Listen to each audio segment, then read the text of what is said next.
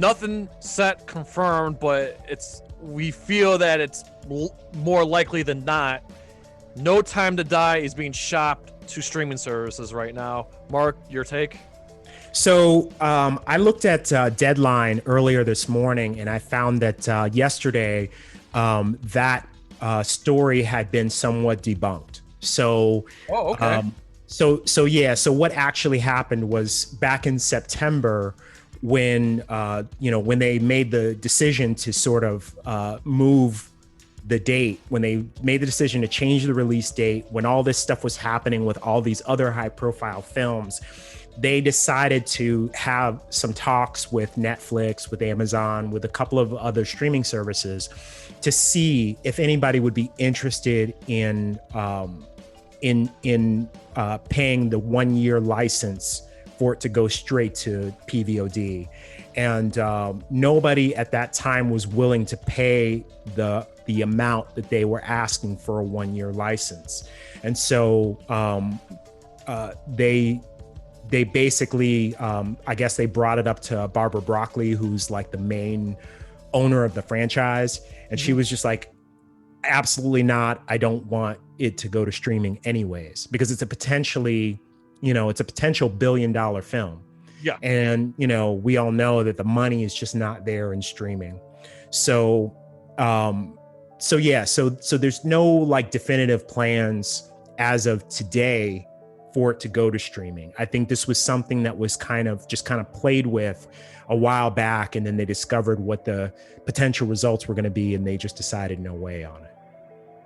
Yeah, I mean, for me personally, I want to see this movie and I want to see it in theaters. But if it goes to streaming, I'm definitely not going to cry about it. And I can understand, because again, we don't know when theaters, whenever they decide to reopen fully. By the way, New York State, it's 25% now. 25% of theaters are clear to open. Right. That being said, we don't know how many people are going to flock back to the theaters, especially even for Bond. I mean, we saw what happened with Tenet, so I see both sides of it. So we'll have to wait and see. I mean, I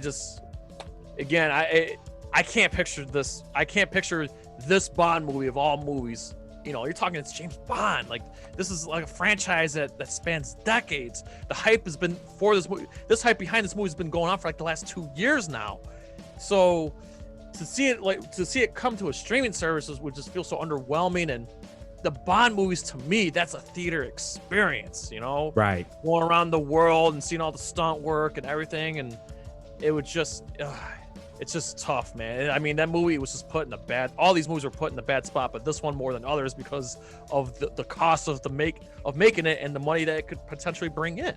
So we're just gonna have to wait and see how it goes. And once we get official word, trust me, we're gonna jump on it and we will talk about it. Absolutely we will. I mean, this is a movie that, like you said, I mean, it costs something like $250 million to make. Yeah. And in addition to that $250 million, it's cost somewhere between 30 and 50 million because of having to like move the dates around and change the marketing and to do all of this stuff, also probably interest fees as far as the financing of this film. So yeah, they're threading a very fine needle as far as what to do with this movie. Do they shelve it for another year in an already packed release schedule for 2021, or do they cut their losses and try to try to release it and just take their lumps and just sort of say, yeah, we're going to lose money, but at least it's out there and we can kind of go from there. It's a tough call. I don't envy them at all with that. On top of that, one more thing I want to mention is, the other thing too is this is Bond. We're gonna get another movie eventually, whether it's with Daniel Craig, which Daniel Craig says he's done. I don't blame him. I don't want him to go, but I'm, like every Bond fan, we all move on. We have to, whether we like it or not. But here's the thing, though. There is going to be a sequel to this movie, whether if it's going to be with Daniel Craig or a new Bond. Right. And the thing is, they don't want to, you can't kill the momentum. This movie has to bring in money because we want to see more Bond films regardless. So I would hate to see Sony lose out on the. I would hate to see the Bond franchise end like that. I hope it does. I hope that does not happen. But this is just saying that this is like a movie that's coming out that we know there's going to be more to come. You know. Right. I was thinking about the position that like studios like Warner Brothers or Disney are in. Where they're in a little bit better position than like the studio that deals with Bond.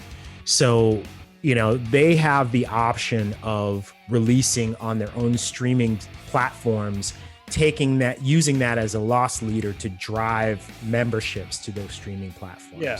So if Bond was a part of something like that, you could see like, well, maybe we just release this as like a 4-part miniseries, like Justice League, or do something like that to sort of like try to recoup some of the money lost.